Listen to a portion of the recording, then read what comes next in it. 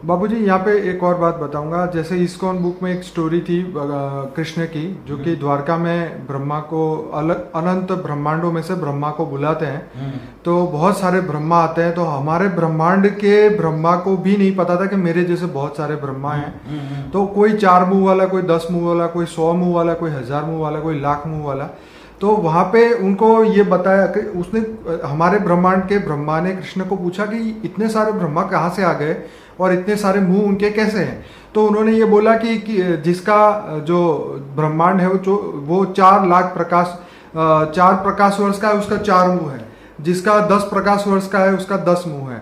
तो जितने ज्यादा बड़ा जिस ब्रह्मा का ब्रह्मांड है, उतने ही बड़े उनके ज्यादा उनके सिर है। तो कहने का मतलब जो आप कह रहे हो बिल्कुल सही है, क्योंकि जब वो परम पावर में थे तो उनके पास बहुत शक्तियां थी, उन्होंने इतने सारे ब्रह्मांड बनाए। तो क्या बापूजी अब आदि सोहन जो अगर इस जैसा हम यहाँ पे उन सब आत्माओं को यहाँ आह्वान करें, तो क्या ये सब आत्मा इस धरती लोक पे आएंगी इस ब्रह्मांड को बदलने? या इस ब्रह्मांड को केवल बदलने से कोई फायदा नहीं है ना। जैसे शास्त्रों में लिखा है ना कि महाकाल प्रलय में अनंत कोटि ब्रह्मांडों का महाकाल प्रलय होता है जी। महाशिव महाकाल बन के अनंत कोटि ब्रह्मांडों को अपने रोम रोम में समा लेता है। तो केवल अभी तो महाब्रह्मांड माना एक गैलेक्सी की बात नहीं है ना। ये हमारे सूर्य में, हमारे यूनिवर्स में तो खरबों गैलेक्सियां हैं, बेहिसाब गैलेक्सी हैं, खरबों गैलेक्सी हैं। और हर जो ब्रह्मांड है, हर ब्रह्मांड में परम तत्वों की मात्रा खत्म होते तत्वों में आ गए। अब तो पूरी गैलेक्सी को बदलना पड़े, पूरे यूनिवर्स को बदलना पड़े। और ऐसे यूनिवर्स मल्टीवर्स में 10⁵500 है। 10 के पीछे 500 जीरो लगा दो, इतना यूनिवर्स है। कई बार मैं कह चुका हूँ अपनी कई वीडियो में। बिल्कुल सही बात। आप हिस्ट्री ऑफ यूनिवर्स देखो, उसमें सब मैंने बताया हुआ है।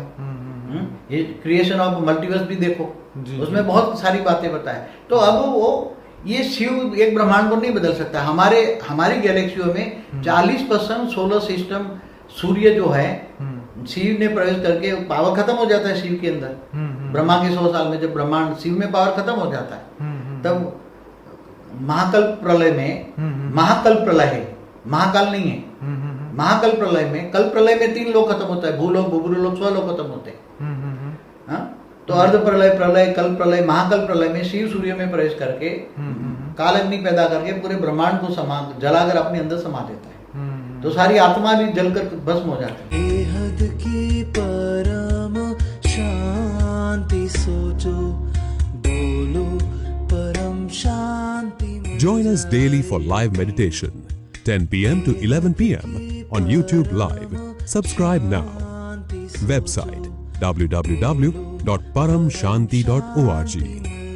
Email us anant@paramshanti.org. Like, share, subscribe. Join today. बेहद की